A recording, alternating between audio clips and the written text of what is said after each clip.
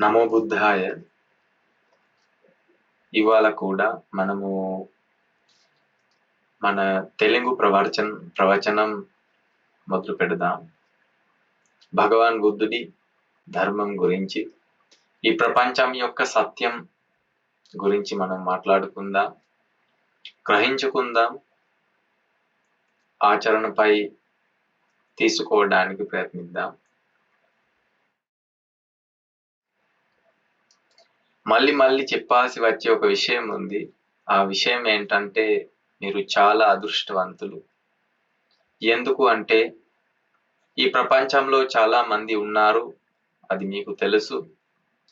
చాలా మందికి ధర్మం, సత్యం, విముక్తి అనే విషయాలు అంటే చాలా దూరంగా ఉన్నవి. ఎందుకు అంటే, రోజువారి జీవితంలో చాలా పనులు ఉన్నాయి చేయడానికి. వాళ్ళు ఆ పనుల మీద చాలా బిజీగా ఉన్నారు.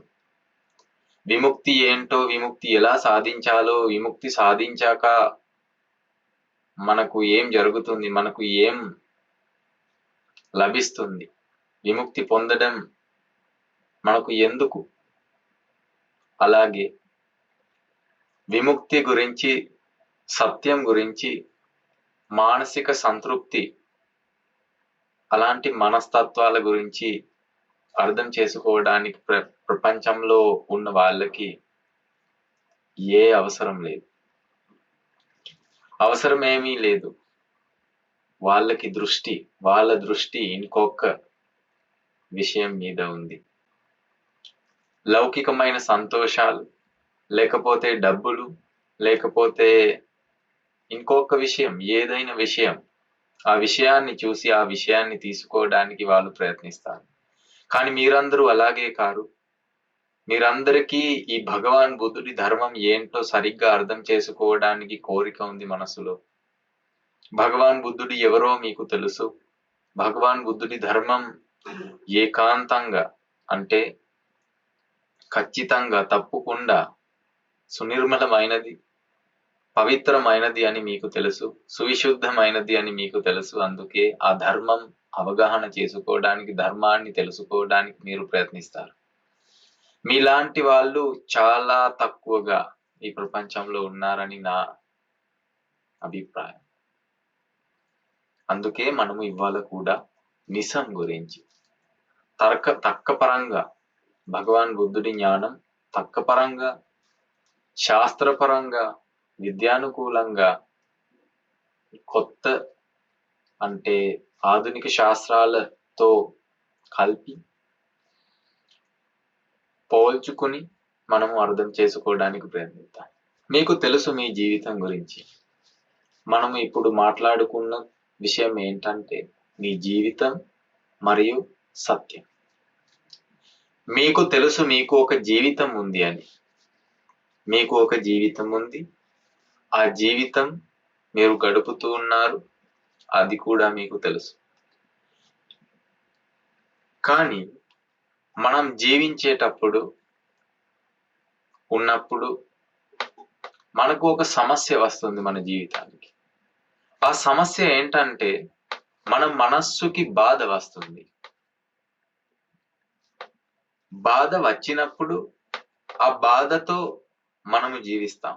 మనకు జీవించాల్సి వస్తుంది బాధతో. అప్పుడప్పుడు మన మనస్సుకి భయం వస్తుంది. అప్పుడప్పుడు మనస్సుకి అసూయ కలుగుతుంది, వైరం కలుగుతుంది, ఈర్ష్య కలుగుతుంది, మోహం, మాన స్వభావాలు, హీన భావాలు మనస్సుకి వస్తుంది. అప్పుడు మీరు బాధపడతారు. ఏదైనా చేసి ఆ బాధ నుంచి బయటికి వెళ్ళడానికి, అంటే ఆ బాధను తొలగించడానికి ప్రయత్నిస్తారు. ఏదైనా లేకపోతే,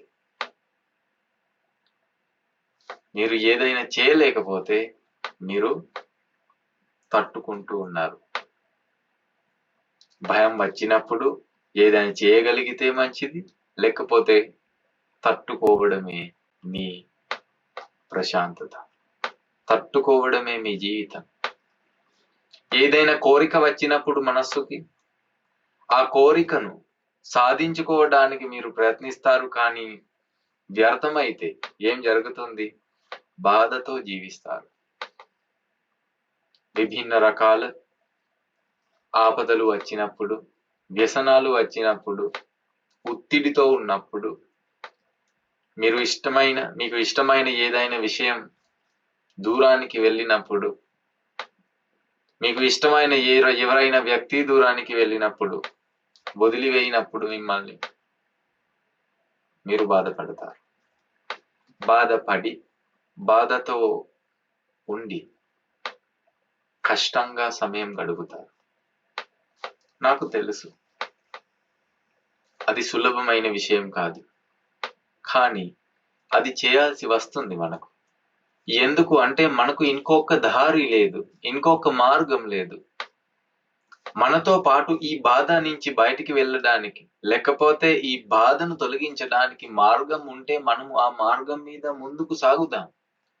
కానీ ఒక సమస్య ఏంటంటే మనతో పాటు అలాంటి మార్గం లేదు. అప్పుడు మనం ఏం చేస్తాం? మనకు తెలిసిన ప్రకారంగా మనం ఏదైనా చేస్తాం. కొంచెం ఆలోచించండి. ఎవరైనా వచ్చి మీకు తిడతాడు, ఎవరైనా వచ్చి మీకు కొడతాడు, నిందిస్తాడు, ఏదైనా చెడు చేస్తాడు. అప్పుడు మీరు ఏం చేస్తారు? మీరు మంచి మనిషి అయితే మీరు ఓపిక పడతారు. నేను ఓపికతో ఉంటాను, క్షమాపణ ఇస్తాను, నాకు అతనితో పాటు ఏదైనా పోరాటం లేదు, నేను మంచి మనిషి, అలాగే మీరు అనుకొని తట్టుకుంటారు, ఓపికతో ఉంటారు, ఓపిక పడతారు. మీరు చెడ్డ మనిషి అయితే మళ్ళీ తిరిగి మీరు తిడతారు, తిరిగి కొడతారు, వైరిస్తారు, నిందిస్తారు, కోపపడతారు, పగ తీర్చుకోవడానికి ప్రయత్నిస్తారు. అది కూడా సరే. ఎందుకు అంటే మీ మనసులో ఉన్న అవగాహన ప్రకారం మీరు పనిచేస్తారు. మీ మనసులో ఏదైనా దృష్టి ఉంటే ఇది చేయడం మంచిదిగా, మీ మనసులో ఏదైనా దృష్టి ఉంటే ఆ మనసులో ఉన్న దృష్టితో పాటు మీరు పనిచేస్తారు. ఆ రెండు ప్రకారాలు మీరు చేస్తారు, అప్పుడు చేస్తారు. ముందు మంచిగా పనిచేసి తర్వాత చెడ్డగా పని చేస్తారు. ముందు చెడ్డగా పనిచేసి తర్వాత మంచిగా పనిచేస్తారు. మారిపోతుంది, ఎల్లప్పుడూ మారిపోతుంది మీ మనస్సు యొక్క ప్రక్రియ. కానీ నేను ఇంకొక మార్గం చూపిస్తాను మీకు. భగవాన్ బుద్ధుడు చూపించాడు, మన గురువులు మనకు చూపిస్తారు. ఇప్పుడు నేను కూడా మీకు చూపిస్తాను ఇంకొక మార్గం. బాధ వచ్చినప్పుడు మీతో పాటు రెండు మార్గాలు ఉన్నాయి కదా, మీకు తెలుసు.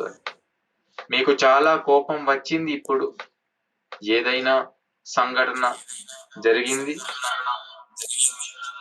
ఏదైనా సంఘటన జరిగిన తర్వాత మీకు కోపం వచ్చింది. తీసుకుందా, మీ భార్యతో కొంచెం మాట్లాడుకున్నప్పుడు భార్య ఏదైనా చెప్పింది, అప్పుడు మీకు కోపం వచ్చింది. మీ భర్త ఏదైనా చెప్పినప్పుడు మీకు కోపం వచ్చింది. ఎందుకు అంటే మీరు భార్య. లేకపోతే మీ పిల్లలు మొండిగా పనిచేస్తారు, అప్పుడు మీకు చాలా కోపం. అప్పుడు మీరు ఏం చేస్తారు? నిజానికి కోపం వచ్చినప్పుడు మీ దగ్గర రెండు మార్గాలు ఉన్నాయి ముందుకు సాగడానికి. ఎంచుకోవడానికి కేవలం రెండు మార్గాలు మాత్రమే ఉన్నాయి. మొదటి మార్గం ఏంటంటే, మొదటి మార్గం ఓపిక పడటం. మీరు తట్టుకుంటూ ఉన్నారు. మీ భర్త మీకు ఏదైనా చెప్తే మీరు అంతకంటే మాట్లాడలేకపోతే, మీరు భర్తకి భయంగా ఉంటే తిట్టేటప్పుడు ఏం చేస్తారు? మీరు ఓపికతో ఉంటారు, తట్టుకుంటారు. ఎందుకంటే అతను నా భర్త. కానీ మీ పిల్లలు ఏదైనా చెప్తే అప్పుడు మీరు ఏం చేస్తారు? తిరిగి తిడతారు. మొదటి మార్గం అనేది తట్టుకోవడం, అంటే ఓపిక పడటం. బాధ వచ్చింది మనస్సుకి, అంటే కోపం వచ్చింది మనస్సుకి. ఇప్పుడు మీరు ఏం చేస్తారు? ఓపికతో ఉంటారు. తిట్టాలి, కొట్టాలి, ఏదైనా చేయాలి, కానీ లేను నేను. చేస్తే ఇంకొక హాని, ఇంకొక నాశనం అవుతుంది. అందుకే ఓపికతో ఉంటా. మొదటిది. రెండవది ఏంటి? మీకు బాగా తెలిస్తే ఇతనిని తిడితే నాకు ఏదైనా లాభం రాదని మీరు ఏం చేస్తారు? మీరు తిరిగి తిడతారు, కొడతారు. అంటే మీ కోపం నుంచి మీరు బయటికి వస్తారు. తిరిగి ఇచ్చి, ఆ కోపాన్ని తిరిగి ఇచ్చి, అన్యులకు ఇచ్చి. ఈ రెండు మార్గాలు తప్ప మీతో పాటు ఉన్నాయా ఏదైనా మార్గం? మీ జీవితంలో మీరు జీవించేటప్పుడు కోపం వచ్చింది ఒకప్పుడు. అప్పుడు మీతో పాటు ఈ రెండు మార్గాలు మాత్రమే ఉండేవి. ఇప్పుడు చెప్పండి కొంచెం. కోపం వచ్చినప్పుడు ఓపికతో మీరు ఉండేవారు చాలా కాల క్రితం నుంచి. ఆ తర్వాత ఓపికతో మీరు ఉన్నారు. ఆ తర్వాత ఎప్పుడైనా సరే మీకు కోపం రాదా? మళ్ళీ రాదా కోపం? మళ్ళీ రాలేదా కోపం? వచ్చింది. మళ్ళీ వచ్చింది. ఓపికతో ఉన్నారు మీరు ముందుగా, కానీ మళ్ళీ వచ్చింది కోపం. సరేనా? మళ్ళీ వచ్చింది. అంటే కోపం వచ్చినప్పుడు ఓపికతో ఉండటం కోపానికి సరైన జవాబు, సరైన సమాధానం లేదు అని మీకు తెలుసా? అది సరైన సమాధానం ఉంటే ఎందుకు మళ్ళీ కోపం వచ్చింది మీ మనసుకి? అది సరైన సమాధానం కాదు. నమ్ముతారా నా మాట? కొంచెం ఆలోచించండి. మీరు ఓపికతో ఉండకుండా మళ్ళీ తిరిగి తిట్టారు, కొట్టారు కోపం వచ్చినప్పుడు. అంటే రెండవ మార్గంలో ముందుకు వెళ్ళారు. కానీ కొంచెం ఆలోచించండి. తిరిగి తిట్టిన తర్వాత, తిరిగి నిందించిన తర్వాత కూడా మళ్ళీ మీ మనస్సుకి కోపం రాలేదా?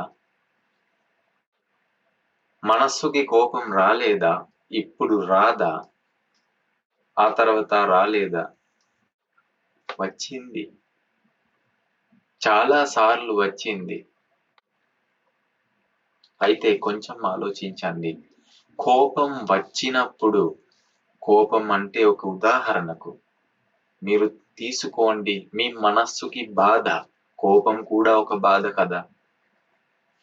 బాధ, విచారం, అసూయ, ఈర్ష్య, హీనభావం, సిగ్గు, అవన్నీ బాధలు. అలాంటి ఒక బాధ మనస్సుకి వచ్చినప్పుడు మీతో పాటు ఉన్న రెండు మార్గాలు సరిపోవు. అందుకే మళ్ళీ ఒకే ప్రశ్న మీ మనస్సుకి వచ్చింది. అందుకే భగవాన్ బుద్ధుడు చెప్పాడు, కోపం వచ్చినప్పుడు కోపానికి చేయడానికి ఏమీ లేదు, కానీ ఒక మార్గం ఉంది కోపాన్ని ఆపుకోవడానికి. కోపాన్ని ఆపుకోవడానికి ఒక మార్గం ఉంది. ఆ మార్గంలో ముందుకు వెళ్ళండి. కోపం మీ మనస్సుకి వస్తుంది కారణాల వల్ల. కొన్ని కారణాలు ఉన్నాయి. ఆ కారణాల వల్ల కోపం వస్తుంది మనస్సుకి. కోపం అంటే ఒక ఉదాహరణ. లేకపోతే తీసుకోండి కోరిక, ఒక పెద్ద కోరిక మీ మనసులో ఉన్న కొంచెం తీసుకోండి. ఏదైనా ఆశ ఉంటే మీ మనస్సు, ఏదైనా ఆశ ఉంటే మీ మనస్సులో, లేకపోతే ఏదైనా కోరిక ఉంటే మీ మనసులో కొంచెం తీసుకోండి దాన్ని. కొంచెం దృష్టి పెట్టండి దాని మీద. మీకు ఒక కొత్త బండి కావాలి, తీసుకుందాం. మీరు ఇప్పుడు ఈ రోజుల్లో మీరు ప్రయత్నిస్తారు ఒక కొత్త బండిని తీసుకోవడానికి, కొనుక్కోవడానికి. ఎందుకు అంటే మీకు ఆ బండి అంటే చాలా ఇష్టం. మళ్ళీ మళ్ళీ చూస్తారు, మీరు ఫొటోస్ చూస్తారు, షాప్ కి వెళ్ళి చూస్తారు, కొనుక్కోవడానికి ప్రయత్నిస్తారు, డబ్బులు సంపాదిస్తారు, దాని గురించి మాట్లాడుతారు, మీ స్నేహితులతో పాటు మాట్లాడుతారు. ఎందుకు అంటే మనసులో చాలా ఇష్టం ఉంది దాని గురించి. లేకపోతే ఇంకొక విషయం, మీ మనసులో ఉన్న ఏదైనా కోరికను తీసుకోండి. పెళ్లి చేసుకోవడానికి మీరు ప్రయత్నిస్తే ఈ రోజుల్లో ఏదైనా అమ్మాయి, ఎవరైనా అమ్మాయి చూస్తే ఆ అమ్మాయి గురించి మీరు మళ్ళీ మళ్ళీ మాట్లాడతారు, ఆ అబ్బాయి గురించి మీరు మళ్ళీ మళ్ళీ మాట్లాడతారు. ఎందుకు అంటే ఆ అమ్మాయి అంటే మీకు చాలా ఇష్టం. ఆ అమ్మాయి ఫొటోస్ తీసుకొని, ఆ అబ్బాయి ఫొటోస్ తీసుకొని మళ్ళీ మళ్ళీ చూస్తారు, వాల్ పేపర్ గా పెడతారు. ఎందుకు అంటే ఇష్టం, కోరిక ఉంది మనసులో. ఈ కోరిక వచ్చినప్పుడు, కోరిక కూడా మనస్సుకి ఒక కోరిక వచ్చింది అంటే ఇప్పుడు బాధ పుట్టింది మనసులో. కావాలి, కోరిక అంటే కావాలి అనే భావన కదా. కావాలి అనే మనస్తత్వానికి మనం కోరిక అంటాం. నాకు కావాలి, అది కావాలి, ఇది కావాలి. వాంటింగ్ అంటాం మనం ఆంగ్లంలో, వాంటింగ్. మీ మనస్సుకి వాంటింగ్ వచ్చినప్పుడు, ఒక వాంటింగ్ వచ్చినప్పుడు సంతోషం లేదు మీ మనసులో. ఒక కొత్త కారు కావాలి, ఇప్పుడు ఏం జరుగుతుంది? బాధ. కావాలి కానీ నాతో పాటు లేదు, బాధ. అప్పుడు ఏం జరుగుతుంది? అప్పుడు మీరు చేస్తారు పని. అయితే పని చేస్తారు ఆ కార్ని తీసుకోవడానికి, కొనుక్కోవడానికి. లేకపోతే మీరు ఓపికతో నాకు కావాలి కానీ కొనుక్కోవడానికి ఎవరికి అంత డబ్బులు, అందుకే అసలు నా వల్ల కాదు, మనకు కాదు అలాంటి. అందుకే మీరు ఓపికతో వాళ్ళు తీసుకుంటారు కానీ మనకు అవసరం లేదు అబ్బా, అలాగే చెప్పి మీరు ఓపికతో ఉంటారు. మీకు చాలా ఇష్టం ఆ కారు, చాలా ఇష్టం మీకు, కానీ తీసుకోవడానికి, కొనుక్కోవడానికి మార్గం లేదు. అప్పుడు మీరు ఓపికతో ఉంటారు. అయితే కొంచెం ఆలోచించండి. కోరిక వచ్చినప్పుడు, కోపం వచ్చినప్పుడు, ఈర్ష్య, భయం, ఏదైనా మనస్సుకి బాధగా వచ్చే అన్ని విషయాలను తీసుకొని కొంచెం ఆలోచించండి. మీతో పాటు కేవలం 2 మార్గాలు మాత్రమే ఉన్నాయి. ఆ 2 మార్గాల్లోనే మీరు నడిచారు, మీకు అది తెలుసు. ఆ 2 మార్గాలు మీకు అయినవి. అయితే కొంచెం ఆలోచించండి. ఈ 2 మార్గాలలో వెళ్ళిన తర్వాత కూడా మీరు ఇంకా బాధతో ఉన్నారు. ఇంకా బాధతో ఉన్నారు అంటే ఆ మార్గాలలో వెళ్ళి ఏదైనా ఫలితం మీకు దొరకలేదు. అందుకే భగవాన్ బుద్ధుడు మార్గాన్ని చూపించాడు మనకు. కోరిక వచ్చినప్పుడు చేయడానికి ఏమీ లేదు, భయం వచ్చినప్పుడు చేయడానికి ఏమీ లేదు, కోపం వచ్చినప్పుడు, భయం వచ్చినప్పుడు, కోరిక వచ్చినప్పుడు మనస్సుకి చేయడానికి ఏమీ లేదు. కానీ అలాంటి క్లేశ ధర్మాలు మనస్సుకి వస్తాయి కారణాల వల్ల. కొన్ని కారణాలు ఉన్నాయి. ఆ కారణాల వల్ల ఈ బాధ మనస్సుకి వస్తుంది. అందుకే ఆ కారణాలను మంచిగా గ్రహించుకొని, గుర్తుకొని ఐడెంటిఫై చేసి, రికగ్నైజ్ చేసి ఆ కారణాలను తొలగించండిగా భగవాన్ బుద్ధుడు మనకు చెప్పాడు. మనం మాట్లాడుకుందాం, ఆ కారణాలు ఏంటో మాట్లాడుకుందాం. మనం ఎందుకు మీ మనస్సుకి కోపం వస్తుంది, ఎందుకు మీ మనస్సులో కోరికలు పుడతాయి, మనం మాట్లాడుకుందాం. ఉదాహరణకు తీసుకుందాం, మీరు ప్రయత్నిస్తారు ఒక కొత్త కారుని కొనుక్కోవడానికి. నేను మిమ్మల్ని అడుగుతాను, ఎందుకు అదే కారు మీకు కావాలి? అక్కడ కూడా ఒక కారు ఉంది, ఇక్కడ కూడా ఇంకొక కారు ఉంది, ఆ డిజైన్ ఉంది, ఆ బ్రాండ్ ఉంది, కానీ మీకు ఇదే కావాలి ఎందుకు? మీరు చెప్తారు, నాకు అది చాలా ఇష్టం, ఆ రూపం కూడా నాకు చాలా ఇష్టం, ఆ సౌండ్, ఆ ఫెసిలిటీస్ అలా అవన్నీ చాలా మంచివి, అందుకే నాకు కావాలి. అలాగే మీరు చెప్తారు. నేను మిమ్మల్ని అడుగుతాను, అంటే అది లేకుండా ఉండటం సంతోషంగా ఉందా, అంటే సంతోషకరమైనదా లేకపోతే బాధాకరమైనదా? మీరు చెప్తారు, అది లేకుండా ఉండటం నాకు చాలా బాధాకరమైనది. ముందుగా బాధ వచ్చింది, ఆ తర్వాత బాధ నుంచి బయటికి వెళ్ళడానికి మీరు ప్రయత్నిస్తారు, అంటే ఆ కార్ని కొనుక్కోవడానికి ప్రయత్నిస్తారు. ముందుగా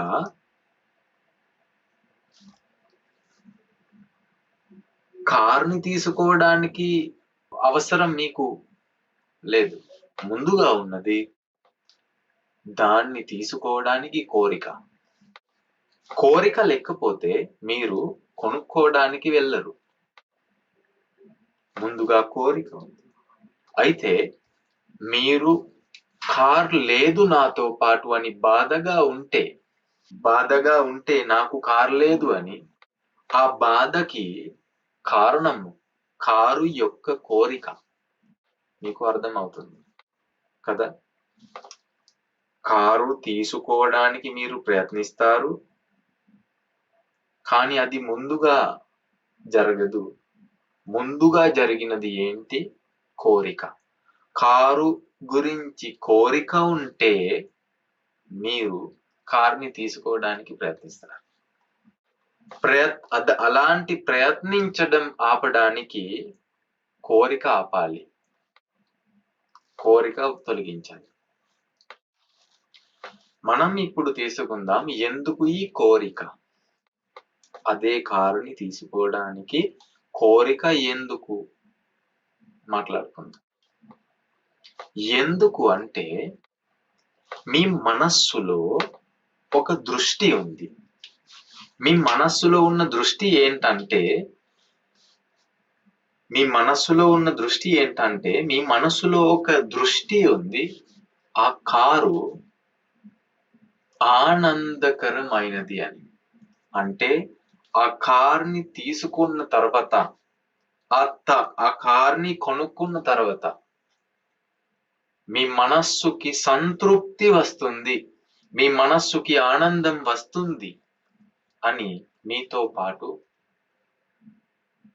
ఒక దృష్టి ఉంది. మీకు అస్సలు కార్ అవసరం లేదు, మీకు అవసరమైన ఒకే విషయం ఉంది. ఆ విషయం ఏంటంటే సంతోషం. మీకు సంతోషం కావాలి. ఎవరైనా మీకు చెప్పారు, మీకు సంతోషంగా ఉండటానికి ఆ కారు చాలా బాగుంది. ఆ కారు కొనుక్కున్న తర్వాత మీకు సంతోషం వస్తుంది. అలాగే అందుకే సంతోషాన్ని తీసుకోవడానికి, తనను తాను సంతోషించుకోవడానికి మీరు ఆ కారుని కొనుక్కోవడానికి ప్రయత్నిస్తారు. అయితే కొంచెం ఆలోచించండి, కొనుక్కోవడానికి మీరు చాలా కష్టపడతారు. కారణం ఏంటి? కోరిక. కారు యొక్క కోరిక. కారు యొక్క కోరిక ఎందుకు?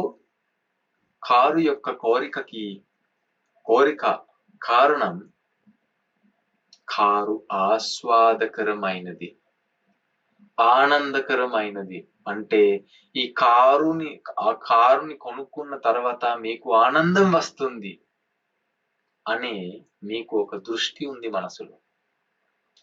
ఆనందం కోసం, సంతోషం కోసం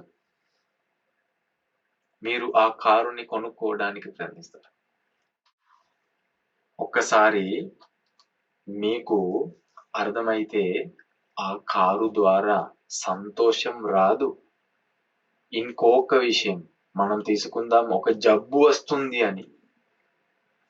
ఒక జబ్బు ఆ కారు కొనుక్కున్న తర్వాత కొనుగోలు చేసే వారికి జబ్బు వస్తుంది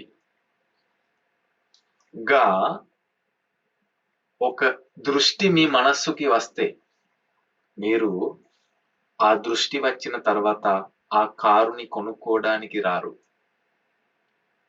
కదా. అయితే కొంచెం ఆలోచించండి. సంతోషం కోసం కారు కొనుక్కుంటారు, కొనుక్కోవడానికి ఇప్పుడు ప్రయత్నిస్తారు. సంతోషం కావాలి, సంతోషించుకోవడానికి కారు ఉండాలి. ఇప్పుడు కారు గురించి కోరిక ఉంది. ఆ కోరిక వల్ల ఆ కారుని తీసుకోవడానికి ప్రయత్నించడం ఇప్పుడు జరుగుతుంది. కొంచెం ఆలోచించండి. మనస్సులో ఒక దృష్టి ఉంది, సంతోషం ఈ కారులో ఉంది అని. ఎందుకు అంటే మీరు టీవీ చూస్తారు, సినిమా చూస్తారు, అప్పుడు వెళ్తారు, వస్తారు, సమాజంలో జీవిస్తారు, అందరూ మాట్లాడతారు, అందరూ చెప్తారు, నాకు ఒక పెద్ద కారు ఉంది, ఖరీదైన కారు ఉంది, నాకు చాలా సంతోషం, చాలా గర్వం కూడా. అట్లా మాటలు విని మీరు కూడా నమ్ముతారు, కారు ఉంటే సంతోషం అతనికి ఉంది అని. కొంచెం తీసుకుందాం. ఇప్పుడు మీకు ఒక కారు ఉంది,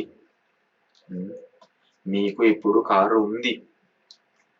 ఆ కారు, మీతో పాటు ఉన్న కారు కొనుగోలు చేసే ముందు మీతో పాటు కారు ఉండలేదు కదా, మీతో పాటు కారు ఉండలేదు కదా.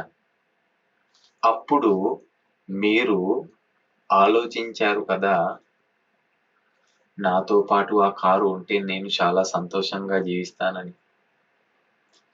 కొంచెం ఆలోచించండి. ఇప్పుడు మీతో పాటు ఆ కారు ఉంది, అదే కారు ఉంది. ఇప్పుడు సంతోషంగా ఉన్నారా మీరు? బాధ ఏమీ మనస్సుకు రాదా? బాధ వస్తుంది, కానీ గరాజ్లో లేకపోతే తోటలో మీ కారు కూడా ఉంది కదా. అయితే కొంచెం ఆలోచించండి. మనము మోసం పడతాం. ఈ ప్రపంచంలో ఆనందం ఉంది అనే ఒక దృష్టి మనస్సులో ఉండటం వల్ల మనము ఈ అన్ని పనులు చేస్తాం. నేను అడిగితే ఎందుకు ఇంత ప్రయత్నిస్తారు, అలసిపోతారు జీవించడానికి అని, మీరు చెప్తారు, నాకు సాధించడానికి చాలా విషయాలు ఉన్నాయి, తీసుకోవడానికి చాలా విషయాలు ఉన్నాయి, ఆ విషయాలను తీసుకోవడానికి నాకు డబ్బులు కావాలి. డబ్బులు అయితే చేతుల నుంచి తీసుకోలేం, అందుకే సంపాదించాలి, అందుకే పని చేస్తాను, అందుకే ఇలాంటి ఉద్యోగానికి వెళ్తాను. అయితే కొంచెం ఆలోచించండి. ఇవన్నీ పనులు మీరు చేస్తారు సంతోషం తీసుకోవడానికి మీ మనస్సుకి. ఇంత ప్రయత్నించిన తర్వాత కూడా మీ మనస్సులో అలాంటి మనశ్శాంతి, ప్రశాంతత ఉందా?